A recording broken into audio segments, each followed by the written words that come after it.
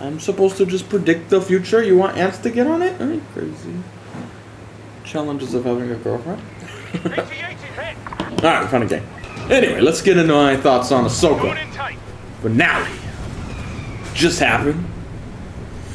I don't know where to begin. There was a lot that happened, and a lot of it was good. Some of it where I was like, creative differences.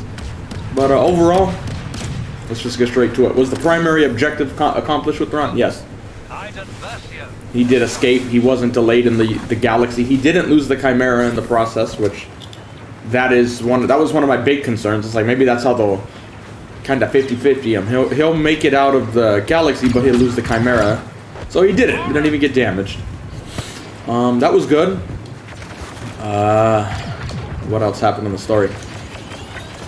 I like some of the action. I like the stormtroopers. I like the death troopers they showed. That was kind of awesome. But for those who are into the zombie, what do you call it? The zombie theory, you finally got your payoff.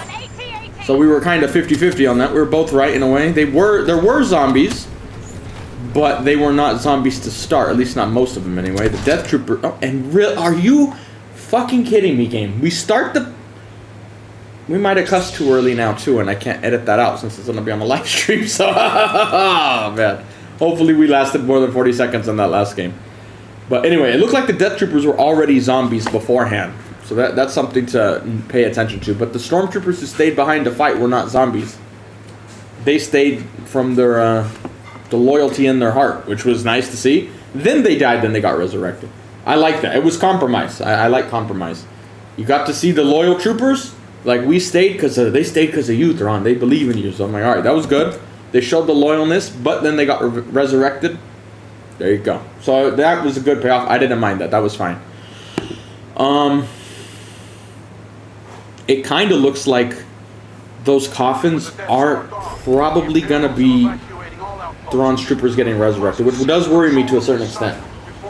But we also do know, I think it's pretty obvious, he's hooking up with Pelion and that. So he'll probably have a nice chunk of, like, core zombie troops. But I don't know. They could also be Night Sisters they're resurrecting. I don't know. Either way, we'll find out next season or wherever the next thing is, next movie, whatever. Not a big deal to me. I'm on board with that part of the story so far. We got to see Mother Talzin's blade, which was interesting. I thought it looked kind of cool. Morgan Elsbeth, that was one of the few predictions we got that was right. We were like, somebody got to die this episode. It'd probably be Morgan. She was kind of the expendable character. Her story arc had kind of been, you could see where it'd be coming to an end, and they gave her a nice send-off. I thought that was I don't think that duel had any business being that good between Ahsoka and Morgan. I already know the problem. People are going to be complaining how she could fight all those other ones. She can't fight Morgan. Yeah, I get it. Realistically, in Star Wars canon, it does make sense that she should just shit on her, but we also need to have good shows. We don't want to just see where Ahsoka's the best thing ever and just kills everyone. That's a little boring, to be honest. So I didn't mind it. It was a nice duel. Morgan looked kind of dope. She looked better with the eyes getting dark. Maybe I'm just into evil chicks. I don't know. That might explain a lot, actually. But I think I just walked past the bad guy. I pulled the trigger. The gun didn't fire, by the way, so... Maybe it was the game freezing, or keeping me from freezing. What else? I'd say my biggest disappointment in this finale wasn't all perfect, but for the most part it was good. Overall thoughts were a thumbs up, but I am really surprised they didn't dive into Baylan more in particular. Shin, I kind of just expected her to go back to Thrawn. That didn't happen. I'm a little confused with her particular arc of the story, but whatever. But Baylan was the one I was really interested in, and they didn't dive into him at all for like maybe 20 seconds. Which that was a little disappointing, and I felt like with all that they built up to it, should have had a little better payoff in this season. Doesn't mean they would have explained everything, obviously, but I felt like they could have went a little deeper into that. Maybe they would have if they had a longer runtime instead of 46 minutes. But even then, with the little we did get, I did think it was interesting because correct me if I'm wrong, I haven't watched anybody react to this or any breakdowns. At the end, we see him standing on a giant statue pointing off to one of those hills, and the statue appeared to be the father. And off to the right was another statue, and then off to the left was another statue. And one of the statues kind of looked like it would be the son, and the other one, the one that what I would presume would be the daughter, didn't have a head. So I'm assuming that was the statues of the father, the son, and the daughter. So I think that kind of seals the deal on it probably not being Abeloth, unless they tie that in, because she is kind of tied into that particular arc of a story anyway, so it could still go down that, but that's really all we got with the Baylan scenes. So Baylan didn't die, which we kind of started thinking towards the end. I kind of always thought he was going to die, but after the last episode where they didn't really dive into it, or the previous episode of this where they didn't really dive into Baylan, I didn't think there was time to tell his story, and they really didn't tell shit in this one. Unfortunately, for all the Baylan fanboys out there, you didn't get much of Baylan in the end, which is probably the biggest upset. But now we get to have the conversation of how are they going to go on with Baylan. He's clearly not dead. We're going to need to pick up the story because he's an integral part of the character, or an integral character. I can't even talk now. He's an important character. God, that was hard. So we're going to find out something with Baylan again. Now, whether they do CGI when they bring him back or they recast him, I kind of hope they recast him, but Star Wars seems to be afraid of recasting people. They should recast the original trilogy also, get the Luke, Leia, and Han, but you know, they're all too scared to do that because you fans will start crying, so I think it's time we get to that point. But what else? Ezra made it back to the galaxy, which I was a little nervous when they jumped on board, or when he jumped on board the Star Destroyer. I'm like, oh god, if they actually do something. But no, he just hid and got away, which I think was way more plausible than going and taking out a Star Destroyer on his own. So that made me happy, because I got really nervous when they started boarding. I'm like, oh man, are they going to get some win off Thrawn? At least they didn't. What else happened? Ezra did use a lightsaber, by the way. So that was a small nitpick to the writing, because I didn't think it made sense.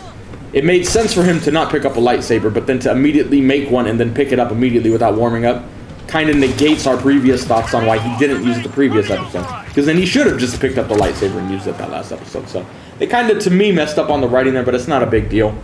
But small nitpick, but like I said the other day, I would have either shot it where he got the lightsaber at first, we go down that route, or he skips it until next season and now he has time to build it up and train with it again.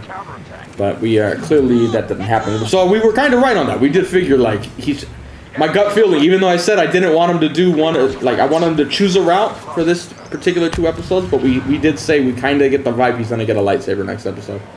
So that did happen, but again, not a big deal. Yeah, that's a good thing, Captain Hook. That's a good thing to mention. I noticed that too when Thrawn ordered them to fire on the Night Sister Temple, or whatever you want to call it. They didn't look like that was part of the plan, so that might hint at stuff. They still seem pretty loyal, but he did get them back to Dathomir, and they seemed like they were pretty wet to be back there. They were pretty happy, so.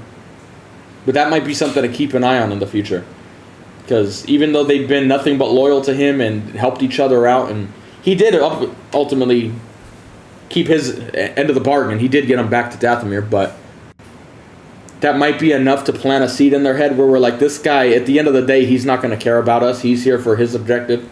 And the moment we're not part of that objective, he could just get rid of us. So that might have planted the seed in the Night Sisters where they're not going to get along too well in the future. But yeah, there was a hill that Baylan was looking at with like a light coming out of it, but that could go into Abeloth still. But yeah, Bendu, it's not Bendu at this point. It would. My guess is it's still the sun or something, but could be wrong. Could be Abeloth, I don't know. She is tied into the father, son, and the daughter, so could be a combination. We'll have to find out later.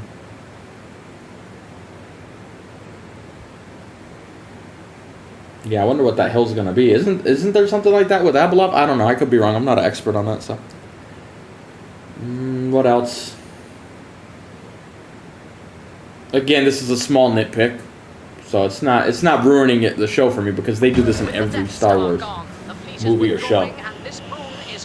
The TIE fighters come out, land a nice strafing run on the Ahsoka ship, damage it, but then after that they can't hit it again despite it not moving, which was, again, that's just a small nitpick. It's not. I'm not really complaining. I'm just pointing it out. I wish Star Wars would figure out a way around that shit, but they do it everywhere. Now these guys can't hit anything when it's not moving. Like, that ship should have been absolutely flattened. It's not even moving, but anyway, small nitpick. Not going to ruin the story for me. Just wish they would change it going down the line. Am I upset there's no fleet? Not necessarily. I think pretty early on I kind of started leaning towards it's just Thrawn's Star Destroyer. But again, he will get another fleet with Pelion and them. So that's going to happen. We didn't see that, but most likely that will happen. That's what the writing's pointing to, and they've already set up, basically. So we'll get that whenever the next episode or show is. My main thing that I would say my biggest upset is, and again, it really depends on what Star Wars themselves, what their objective is. Because they said it in the past, they're trying to set up a villain and set it up for people who have not watched the Rebels or Clone Wars or know of Thrawn. Only the live action viewers. So from that standpoint, if that is what their goal was, to set up Thrawn to people who don't know the backstory about him, keep that in mind, to the people who don't know his backstory, I don't think they did a good job setting him up as a villain. He didn't really do much. Yeah, he was smart, he got away, but at the end of the day, all those things we've always been talking about, for the average fan, they're like, he's not Darth Vader. He didn't do anything. All he did was get away. So they didn't really give him a big moment where he really got to show off his wisdom, which I think is ultimately a mistake if your goal is trying to win over the average Star Wars fan who hasn't known of Thrawn until this show. So if that was their goal, they did not accomplish that objective for me. For us, we know what this means, obviously. For the people who know Thrawn, know the backstory, seen Rebels, we know it's a big deal. But again, they've said themselves they're not just making Star Wars for us. They're making it for everybody. And from a business standpoint, it makes perfect sense. I'm not mad at them for doing that. But if that's your goals, I don't feel you set up your villain properly. Again, that doesn't ruin the show for me, because at the end of the day, I know Thrawn's a badass, and I know what it means if he gets in control of a fleet. So, but to the average person, I don't feel they really set him up as that big of a villain. Like, he didn't really do much. So,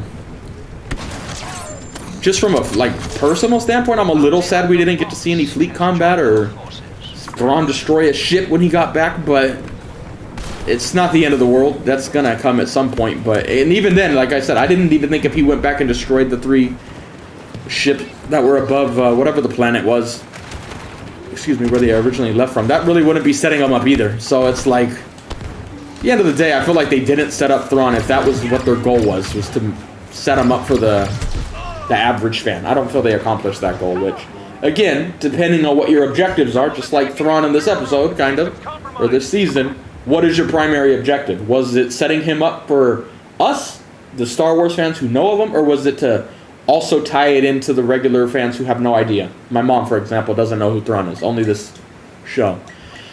So if they were trying to set it up for those fans, I don't think they did a good enough job, but at the end of the day, that's not going to ruin the show, because they know there's enough Star Wars fans who do know about him, and this dude just loves sitting in a corner and setting up mines, apparently. But so it really doesn't ruin it for me. At the end of the day, we know Thrawn's going to have some moments. My main thing was he needed to get back to the other galaxy, the original galaxy, before the season ended. Don't have him be delayed, and that was my primary objective with this. Do that, because I still think that would leave plenty writing for the next shows to have it be good. Not some slow build to him finally getting a military. So I think that from that standpoint, my primary objective of this show was reached. Especially going forward, like after a few episodes, we were like, oh shit, are they going to have him stay for a month or stay for another season in that galaxy? I'm glad they didn't do that. The writing would have been bad. It didn't make sense. So they dodged my big, or I dodged my big bullet. So that made me happy. But I got this. We don't know when Ahsoka season 2. We don't even know what's going to happen. Everybody keeps acting like the movie's next, so. And I don't think you can tell Thrawn's story in one movie, so if anything, it would have to be a trilogy, which I think would be kind of cool, but I'd still rather it be on shows. I still kind of get the vibe we might get another Mando season or a show like that, and then have it tie in, help setting them up a little more. You'll run into Thrawn in his fleet or something, but I don't think they've ever officially said what the plan is, which I would be interesting to hear about.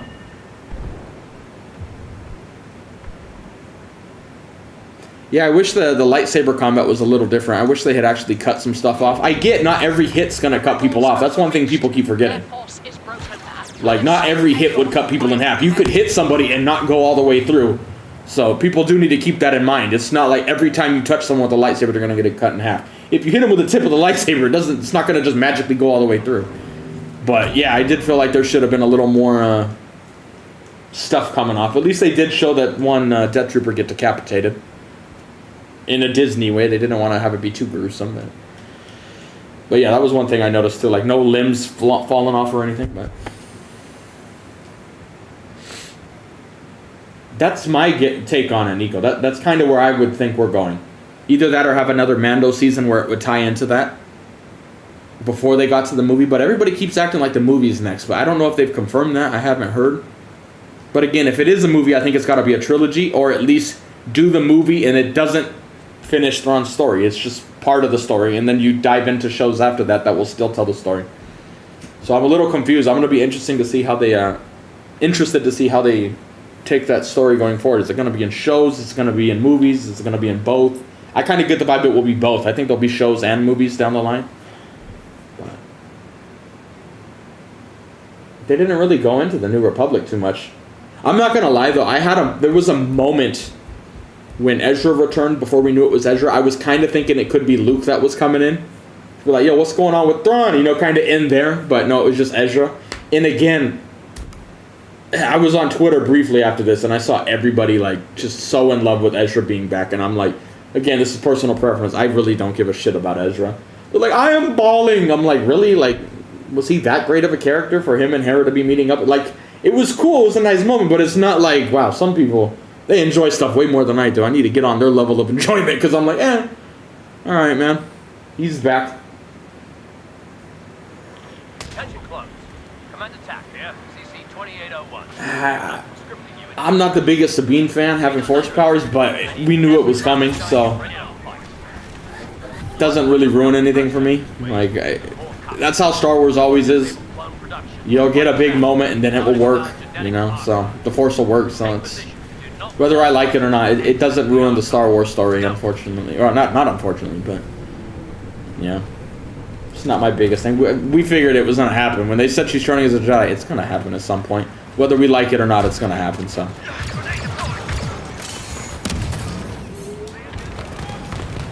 Could be the Mortis, or the gateway to Mortis. That's a good possibility. I mean, it did have the father, the son, and the daughter sitting there pointing at it, but that might be a little too big of a dead giveaway if you're trying to hide it. Have this big ass statue's like there, literally pointing at the hill with, or the mountain with the light on it. Like, so that's kind of a dead giveaway, bro. Like,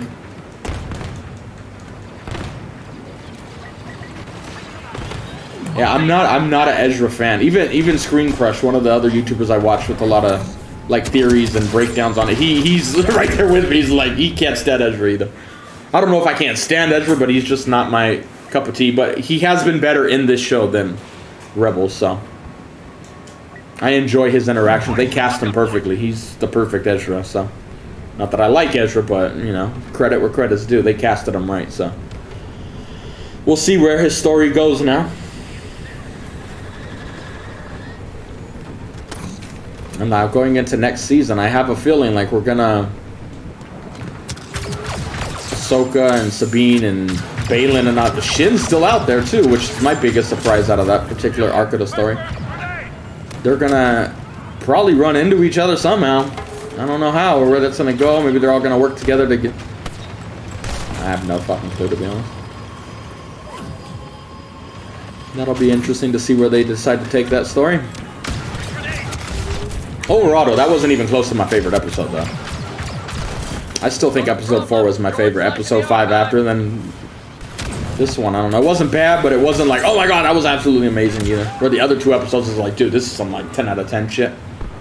So. We did see Anakin at the end, but to be honest, I literally did not care. Love Anakin, didn't care. Like, oh no, there's Anakin. Just standing there. Like, go fucking talk to your apprentice, bitch. No, he's just watching. Like, alright, you're just watching.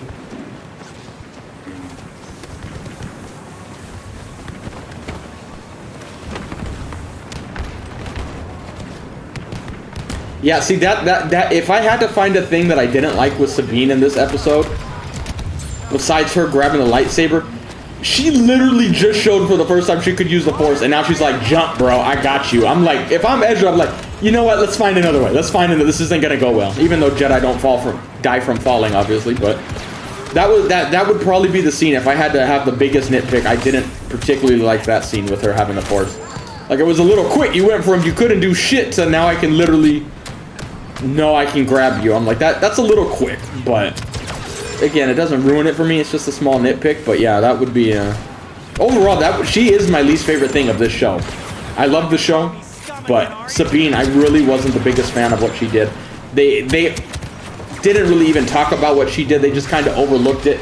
And again, I know Star Wars isn't real life, so again, this is just a small nitpick. But having the mentality they're having now as Jedi is so bad. Oh, well, you just jeopardized the entire galaxy, but this is where we're supposed to be. That mentality is like some religious cult level thinking, where it's just, realistically, you'd be stupid. And if this were real life, which it's not, obviously, Thrawn would shit on him with that type of thinking. Because he's a factualist, and they're just like, oh, well, we lost. Well, this is what God wants. Like, that level of thinking would be bad. You know, and the same thing, another nitpick, again, doesn't ruin the show for me, because Star Wars always does this, even the originals. I don't always agree with them. But they had, I don't remember word for word, so take it with a grain of salt here, but how was it? How did it go? Like, Sabine was talking to Ahsoka on top of the ship, and she kind of said, Ahsoka said, my master stuck by me no matter what I did. And I get we have to look deeper into that. We can't take it at face value. I'm not just trying to be a hater, but I'm like, so she could go kill a bunch of younglings, and because that's the route she chose, you would back her. I know that's not what she meant, but I didn't really like that particular line of dialogue, even though I could look deeper and get the meaning she was saying. But it was just like, that particular line of dialogue, that's not what I would teach my student. No matter what you do, I'm going to back you up. That's stupid. You do something stupid, I'm going to tell you do something stupid. That's just dumb. That's like having a kid, and no matter what mistake he makes, you're like, just remember, I always support your moves. Like, no, some of your moves are fucking stupid, dude. You want to jump off the balcony? That's a fucking dumb move, and I'm not going to support you in your endeavor on that. I'm going to slap the shit out of you once I grab you. So, like, that particular dialogue, I wasn't a big fan of. And, again, I know it's Star Wars, it's not realistically, but having that mindset, if this were realistic, that would already tell me I would not be siding with them. I would not be on their side. Which, again, you all know from... You've been watching a while. I wouldn't be a Jedi in this universe. I don't like their way of thinking. It's too stupid. It's too religious. I get that's what they're supposed to be, so from that standpoint, they're hitting the nail on the head. But yeah, I would not be a Jedi. They're too cult-like. Whereas like, don't worry, the Force will always answer. Sometimes we can't understand the Force. The Force works in mysterious ways. That is like my least favorite way of thinking in real life. I'm like, oh, God's gonna answer any questions. Or when we don't understand, God will answer. Like, or God has mysterious ways. That mentality for me is just, it could not be farther from the truth. What's wrong with the mic? Something wrong with the mic?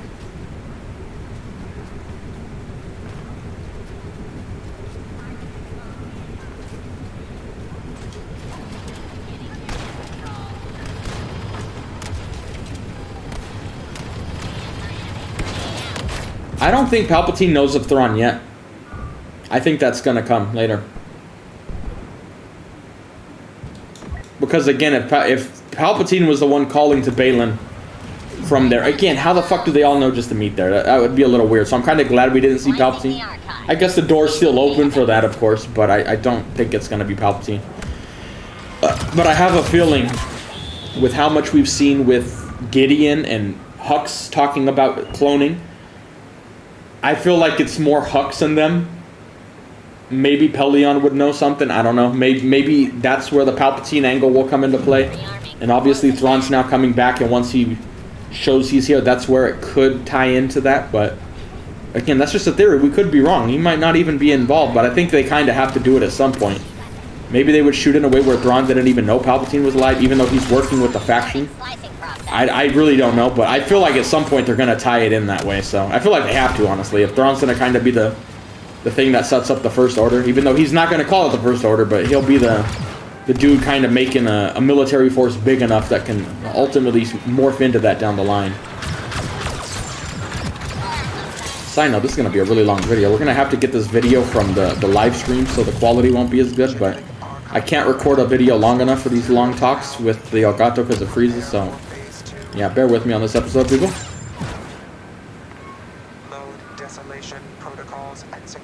Yeah, we haven't even gotten to the monetization stuff. I'll wait to do that till after we finish our thoughts on this video. What else?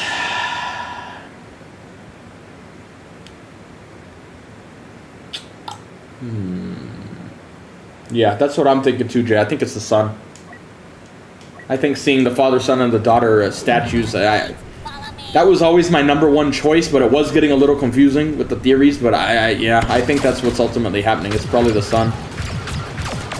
Who knows? We could be wrong. And maybe for the Abeloth theorists, or is that even a word, theorist? For the Abeloth theory people, it still might be possible to tie it in, because again, she was with them, so you could still potentially tie that in. I don't know if that will happen, but you know. Yeah, I really wish Ray Stevenson, obviously nobody wants him to have passed, but I would be so excited for that character. I still am. I'm glad his character didn't die to a certain extent. I want to see what's going on. I just wish he would be here to seal the deal, because he's one of my dudes. I liked him for such a long time, and now it's like, oh shit, bro. Why you? No, Kylo's not the son. Kylo's a baby right now. It would make no sense for him to be the son. At least right now. If we're talking about the son calling to Baylan, no. It should not be Ezra, or not Ezra. It shouldn't be Kylo. That would be legit fucking stupid. You will hear me, like, crucify Star Wars if that's the route they go down. Maybe down the line, if they really wanted to, it would be a little more feasible. You know, if we're going to look at the new Holy Trinity, or if we want to go by Roman terms, the new triumvirate, it would be Anakin the father, Kylo would be the son, because he's kind of both, and then Ahsoka would be the daughter, but I still don't think that would be the play, but it's more of a possibility. But in terms of the son calling to Baylan now, no. Kylo's just a little baby. He don't know shit right now, so. I think somebody said he should be around 5 years old right now. So, like, he really shouldn't be doing much of anything right now. If we see him, he better just be walking around saying some dumb shit.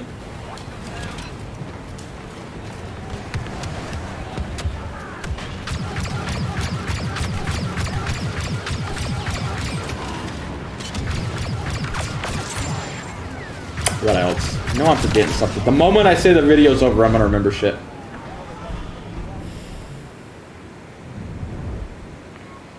I still feel like the way they get back to the original galaxy, like Ahsoka and Sabine and them, is gonna be through the world between worlds.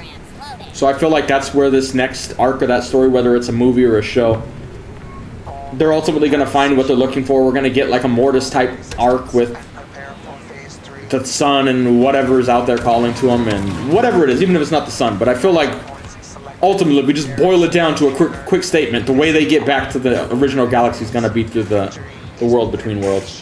That'd be my guess. I don't mind them going dead route the way they went. They still showed the troopers as loyal, which was my main thing. But then they died and now they have some. But I'm a little more worried if they go down that route with all of Thrawn's troopers that they're going to revive in the caskets.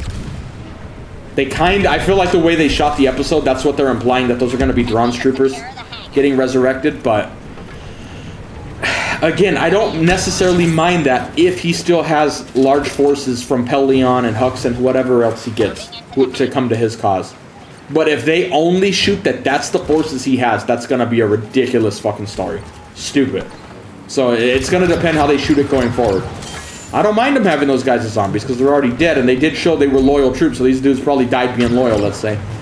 But if they don't have them hook up with Pelion or something, which they've already established it's most likely going to happen, that's where I would call it out, because that would just be ridiculous. Like, Thrawn with the zombie army can't do shit, you know, so. But we'll see going forward. I don't know if Mortis was like a different dimension or what. I've never really been into the Mortis arc. It had some cool moments, but it wasn't. That's where me and Filoni don't see eye to eye with Star Wars. I'd rather we not have gone down the Mortis arc or World Between Worlds arc. That's where I don't really agree with Filoni. But I'm not hating it in live action, but it's just overall in the Star Wars, I'm like, you know. That's where Filoni and I don't agree. Creator differences. Why go to Dathomir? That's part of the Night Sisters plan. That's their home, or not home world now, but that's their, like, base of operations in that galaxy. So they're going back there to do some shit, I would imagine. Probably with some Night Sister magic. That's where they get a source of their power or something. So they need to go there. And that was most likely part of their agreement when they helped Thrawn. Like, you gotta help us get back to Dathomir, so. And realistically, like, I wouldn't see it out of the realm of possibility that Morgan or somebody had contact with Pelion before all this. They haven't said that. Of course, we're just kind of having to interpret it ourselves. So, realistically, even though I saw Dathomir, I was kind of hoping for a quick scene where maybe a little elapsed time had went by and that Pelion or someone had showed up, like they had contacted him, like, hey, meet us at Dathomir. You see his little fleet come out of the hyperspace and kind of show he had linked up with some Imperial troopers. I think that would have been a good thing. If I had shot it the way they did, I would have shown him hooking up with one of them and just said that Morgan had contact with him, like, hey, we didn't see it on screen, but she said we're going to be coming back, and when we do, we'll go to Dathomir, so be waiting for a call, you know. Stay by your phone. When Thrawn gets back, he's going to call you and give you the coordinates where to meet up, you know, something like that. And then have him show it where he did meet up with someone, so people don't just think it's going to be zombie soldiers, which, you know. I think we'll see Cal Kestis in live action at some point, but I don't know when. But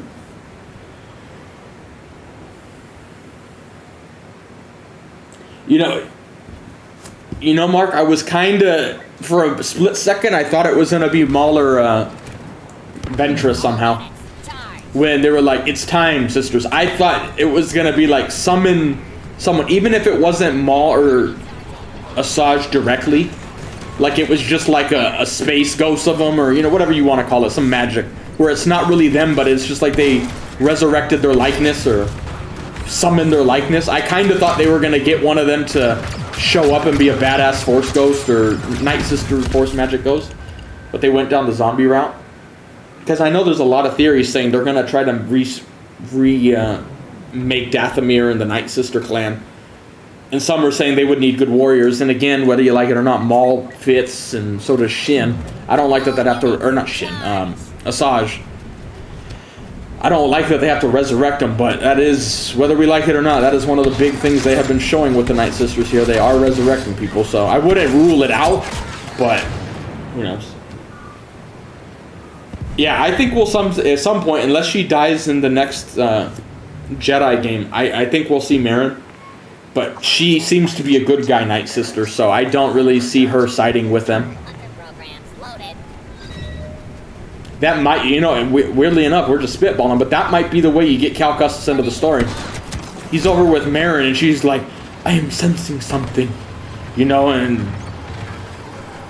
she kind of points him in the direction of Dathomir or something, and then like the Night Sisters are back, and that could be how their particular arc comes into play with live action at some point. I don't know if we'll see that in the next Fallen Order game or Jedi Survivor game, whatever the fuck you call it, the Jedi series of games.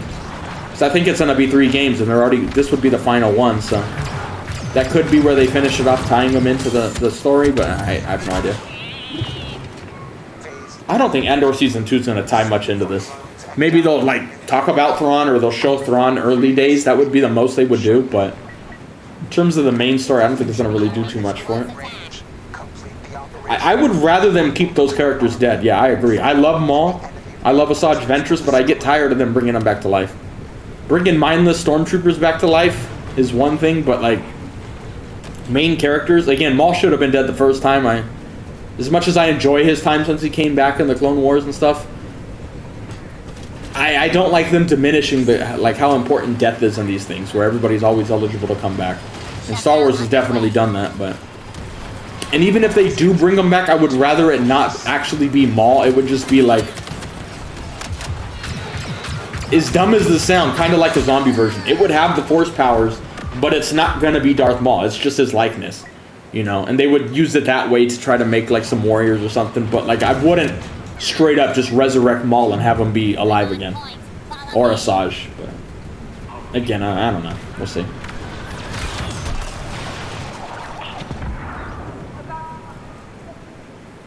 Yeah, I gotta give Morgan Elsbeth credit. That duel between her and Ahsoka was dope as fuck. I really liked that duel.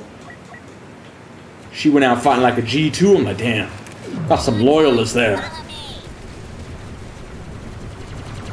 I didn't think I was gonna like Morgan's character that much. It grew on me. I know the main argument is still, oh, she should have been able to hold her own. But again, I agree. If she's fighting Maul and everyone and having no problems, I don't think Morgan should stop her from that standpoint. But also, we have to be realistic. So you just want Ahsoka to come back and shit on Baylan, shit on everyone she fights? I don't think that's good writing either. There's no building of a character or any of that shit when it comes to this actual show. Like, it would just be, well, Ahsoka's strong, nobody fights her, she's gonna win. It wouldn't make for that interesting of a show. At least from that standpoint. So I'm like, I get it. But yeah, I also could see where you come from, where it's like, Morgan should not be putting up that much of a fight, you know? Either way, I thought it was a pretty cool duel. We have something there. We got Baylan and Shin. There's 2 new characters right there. Thrawn is basically new. Most people don't even know who he is. Except the real Star Wars fans who have been around a while. But for the live action only people, they never heard of Thrawn until Mando. So that's new to them. So I don't think that's a good argument.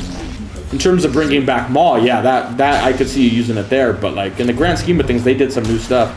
They've added Grogu, whether you love it or not. He did really well, and they've added Shin and Baylan. People love Shin and Baylan, so they have added new stuff overall, and people are enjoying it, myself included. I just wish they didn't do Grogu the way they did in that last Book of Boba and Mando Season 3, but overall the character I still like. Alright, I think we'll end this long-ass video here, because it's about to be 40 minutes since the stream started. Let's just end it here real quick, and it's going to be a long video.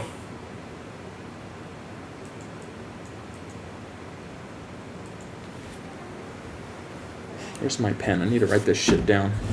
Again, this video we're going to post after this. You guys have already heard it for those who have been here, but at least you'll know why the quality's a little bad, because it's such a long video I can't get it from the Elgato. It's already froze. So we have to get it directly from YouTube.